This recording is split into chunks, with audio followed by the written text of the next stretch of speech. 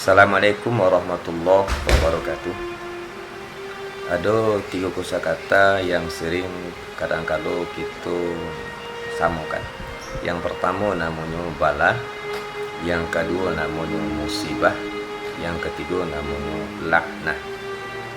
Bala, ujian Allah Subhanahu wa taala, itu biasanya diberikan kepada orang-orang yang beriman kepada Allah. Tetapi dalam beriman kepada Allah itu kadang-kadangnya lalai daripada berubudiyah, lalai daripada beramal, lalai daripada ketaatan.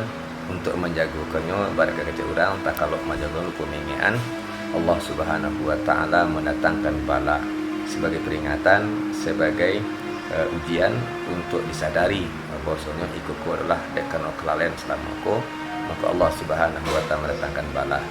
Untuk menolak bala itu memang ada doa yang diajarkan Rasulullah, doa turadul bala, seperti bismillahirrahmanirrahim la yadurru masmi syai'un fil ardi wala fis sama'i wa huwas samiul alim, atau doa yang diajarkan Nabi Muhammad SAW, a'udzu bi kalimatillahi tammati min syarri ma khalaq.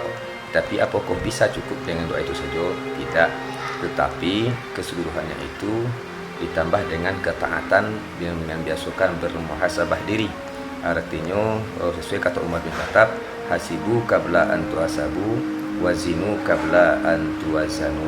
Timbang-timbanglah sebelum kamu ditimbang, dan hitung-hitunglah sebelum kamu dihitung. Artinya kita menghisap diri kita, kita menimbang diri kita, bahwa Allah Subhanahu wa taala mendatangkan ujian kepada kita. Bisa jadi ada kesalahan-kesalahan yang telah pernah kita buat, baik sengaja ataupun tidak, baik sesama kita, antara kita sesama makhluk, atau antara kita yang datang kepada Allah Subhanahu, atau yang datang kepada Allah Subhanahu wa taala. Seluruhnya adalah bala, ujian. Semua itu supaya meningkatkan ketaatan kita kepada Allah Subhanahu wa taala. Yang kedua namanya musibah. Kalau musibah sifatnya ujian Allah Subhanahu wa taala, itu didatangkan kepada orang-orang yang beriman kepada Allah Subhanahu wa taala, yang taat untuk menaikkan kelasnya dari peringkat muhtadi kepada si mutawasid, atau si mutawasid kepada si muntahi. Itu yang dikatakan oleh Allah dalam Al-Quran, alladzina idza asabatum musibah qalu inna lillahi wa inna ilaihi raji'un.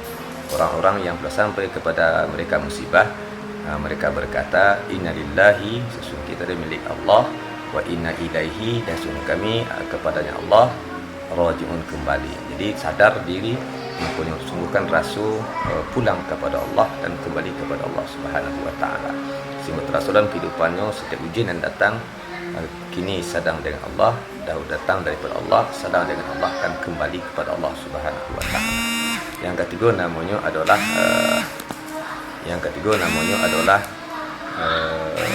laknah.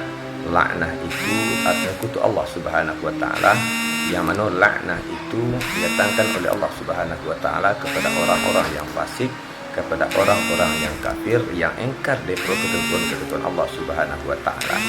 Maka ikut dikatakan oleh Allah, khatamallahu ala qulubihim wa ala sam'ihim wa ala absarihim ghishawah wa lahum adzabun adzim. Allah akan mencap hati mereka, penglihatan, pendengaran, maka dicap dengan cacapan tertutup, bagi mereka azab yang sangat besar. Selanjutnya adalah Allahu yastahzi'u bihim wa yamudduhum fi tughyanihim ya'mahun. Makanya orang-orang yang seperti itu akan terheran sendiri ketika Allah menjangkau umur mereka.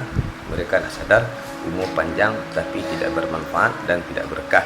Itu menandakan sehingga dalam kehidupan bermasyarakat banyak orang yang mau berubat, contohnya bilolah ke mati pada itu, bilolah ke selamat aja, bilolah ke tiga apa aja itu.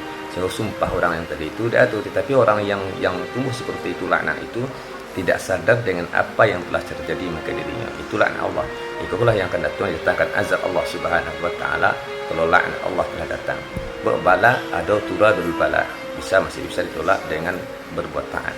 Sementara musibah itu ujian yang sampai kepada Allah Subhanahu wa taala untuk menjadi taqarrub ila Allah, menjadi hamba Allah Subhanahu wa taala yang sebenarnya. Tapi kalau laknah, maka tidak ada bahasa yang lain, tidak ada kata-kata yang lebih encak kecuali azab Allah Subhanahu wa taala yang akan datang kepada mereka. Mungkin itu saja yang bisa kita fahami antara bala.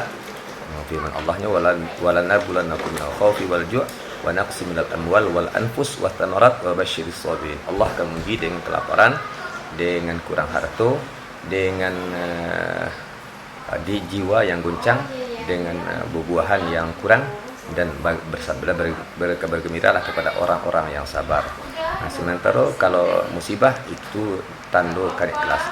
Tetapi kalau laknah itu azab Allah yang akan datang. Maka oleh karena itu makanya tergantung di awak. Di kecil umum dikata hasibu qabla an tuhasabu wazinu qabla an tuwazanu. Etong sebelum kamu dihitung dan timbang-timbang sebelum kamu ditimbang. Di bahasa kininya introspeksi diri atau bermuhasabah diri dalam kehidupan kita, samanya kita hidup kekal mati, dunia kaba akhirat. Nah, ini saja. Assalamualaikum warahmatullahi wabarakatuh.